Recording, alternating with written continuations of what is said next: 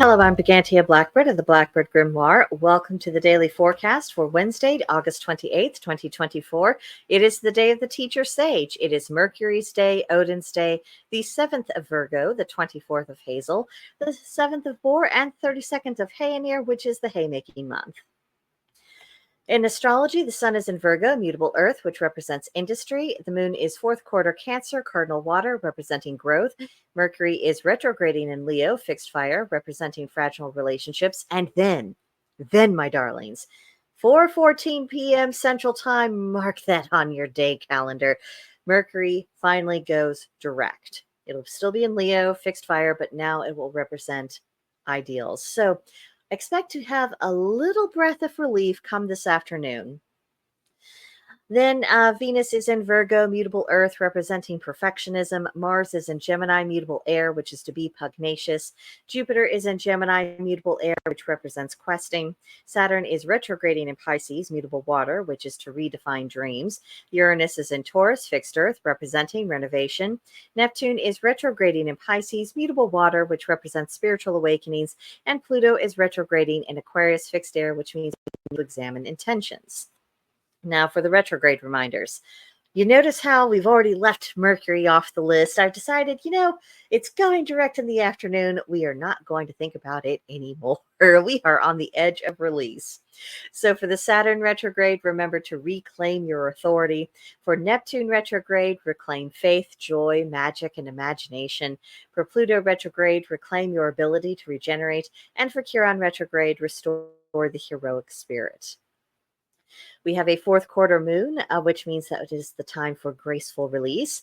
And for the Cancer moon, the do's are work from home, family bonds, nurture for your friends. The don'ts are publicity, objective tasks, and overindulgence in emotion. So again, the end of Mercury grade is upon us this afternoon. Hooray! I know it's been a rough one for a lot of people out there. But sometimes the ending tremors of these retrogrades, they can be a bit tumultuous. So just hang in there a little bit longer. We will still be in Mercury's shadow for a period of time, but the worst is definitely going to be over for today.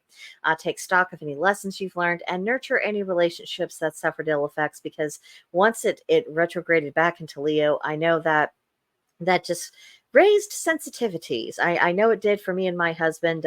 We of course adjusted, and we showed each other extra consideration. And I told him, look, this is what Mercury retrograde is doing. So, a lot of old junk is bound to come up. And so, we're fine, not to worry. And hopefully you're fine as well. But if there has been any damage done, just kind of start working on, nurturing that out of the way. So for the tarot of the day, we have the moon. The number for the moon in the major arcana is 18. So you take 1 plus 8, that equals 9. And 9 represents the final stage of completion. And again, with a major arcana card, that's going to have longer term effects and have an overarching significance on everything else. So the keywords for the moon are the unknown, feeling blue, unclear, uncertain intentions, not knowing how to solve the problem, fear, and of course, getting lost in fantasy. And it's worth remembering that not everything that glimmers in the moonlight reveals everything that it is. We don't have a clear picture. And if we find ourselves in a position where we just do not have a clear picture, maybe it's a situation, maybe it's a relationship, maybe it's a conversation that we heard about secondhand, maybe allowing ourselves to reserve judgment, be a little bit skeptical today, being like, oh, okay, I hear you, but I want to gather a few facts of my own.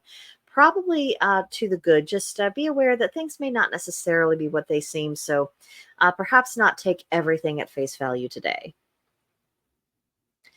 Today's Celtic Triad reads, 3 treasures of the child in a good home: truth, love, and growth.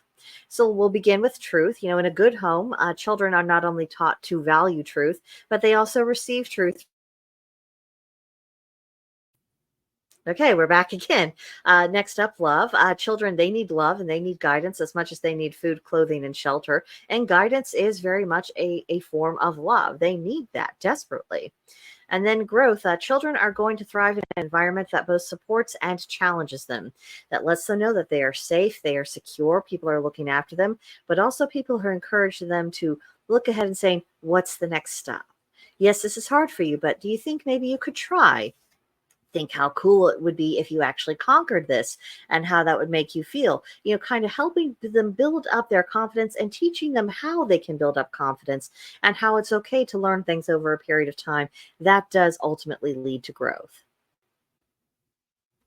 Then today's magical correspondences, they are centered on the theme of honesty. The color is brown, which when I picked that particular shade, I admit it did look more brown to my eyes at the time. Today it looks more gray, but anyway, the plant is the honeysuckle, the animal is the cicada, and the crystal is amber. Now, candor is in very short supply these days, so use your talents to draw honest people towards you. You can't reform the entire world. A lot of them are having to learn a very hard lessons about the limitations of lying and dishonesty of various forms, and just how it does not lead to good outcomes. And some people will insist on learning the hard way. You can't do much about that beyond encouraging people to perhaps rethink their course of action. But as far as people you want in your circle, bringing them closer to you, these would be people who are already inclined to be honest. And so you can use that magically. Now for today's practice.